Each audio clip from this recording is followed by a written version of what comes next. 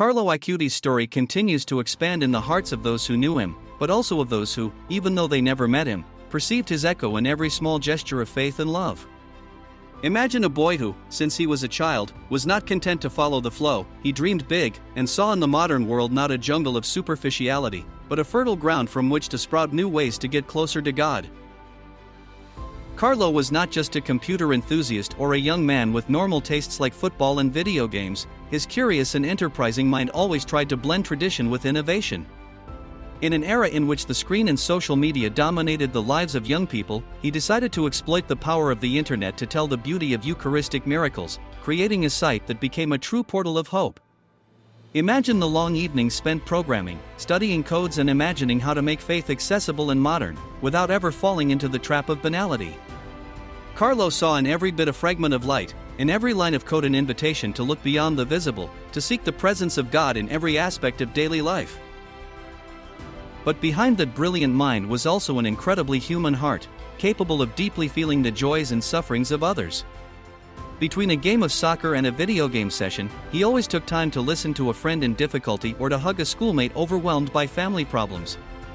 Carlo was one of those boys who, with a simple smile or a kind word, could make the shadow that darkened the day slide away.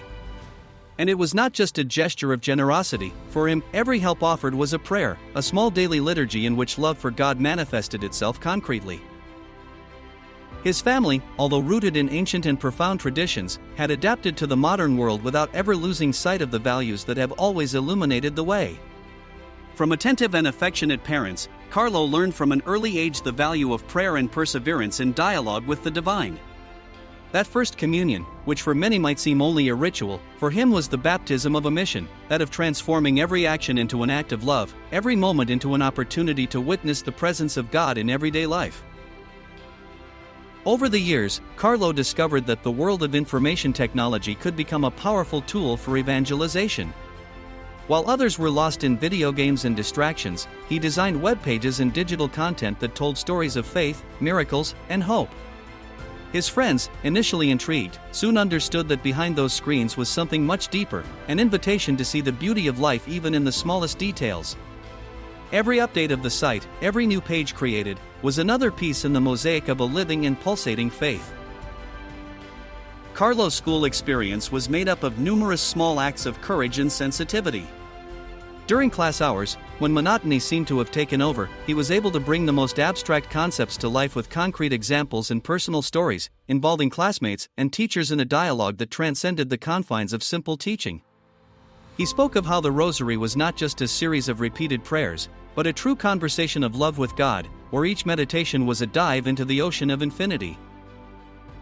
His passions were not limited to technology and religiosity. Carlo also loved cinema, not only for the pleasure of watching stories told on a screen, but for the medium's ability to touch the most intimate chords of the soul.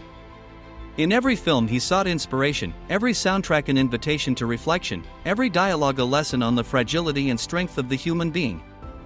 And so, between one viewing and another, he found new ideas to nourish his faith, making it even more concrete and closer to the reality of the world in which he lived. One aspect that made his figure even more fascinating was his ability to embrace diversity. Carlo did not judge, but tried to understand and embrace differences, convinced that each person was the bearer of a divine spark. This often led him to dedicate himself to solidarity initiatives, organizing meetings and activities to help those who found themselves in difficult situations.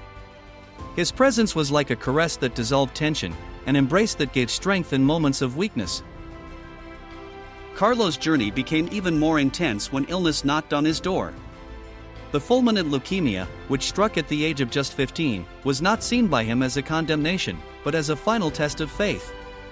With a serenity that left him breathless, he faced every pain, every suffering, transforming them into an offering of love for the Church and for the Pope. His phrase, "Not I, but God," became a mantra that inspired thousands of people around the world, demonstrating that even in the darkest moments, the light of faith can shine brightly. After his death, testimonies of graces and miracles were not long in coming. The miracle recognized by the Vatican, an inexplicable healing that occurred in Brazil, confirmed his ability to intercede for those who believe. This official confirmation, culminating in his beatification in Assisi, transformed Carlo into a symbol of hope for young people, a guide for those who seek to reconcile modernity with spirituality. His figure, young yet so mature, remains an example of how faith can be lived in every circumstance, even when the body seems weak. Today, as the world continues to run fast, Carlo Acuiti's story invites us to slow down, to reflect on the true meaning of life and the value of our daily choices. In an age in which time seems to be an increasingly scarce resource, he teaches us that true wealth lies in the ability to open our hearts and put dialogue with God at the center. And as today's young people face new and complex challenges, his spiritual legacy becomes a beacon, a point of reference that illuminates the path to a full and conscious life. Imagine a community of friends, young and old, gathered around a table, intent on sharing stories, dreams, and hopes. In that corner of the world, each of Carlo's stories becomes a source of inspiration, an invitation to rediscover the value of silence, prayer, and solidarity. It is not a distant epic, but a reality that lives in everyday life, in small actions that, added together, create a big change. Each like, each comment on a post dedicated to his memory, is a testimony to the power of a soul that, despite leaving this world too soon, continues to speak through time. Modernity, with all its innovations and contradictions, finds in Carlo Acutis a way out of the traps of superficiality. He shows that the wise use of technology can be at the service of faith, capable of connecting people and breaking down cultural and social barriers. Thus, in every corner of the web, his light continues to shine, guiding those in search of truth and love. His story is an invitation to see beauty in every moment, to transform challenges into opportunities, and to believe that, even in the most difficult moments, there is always a hand that supports us.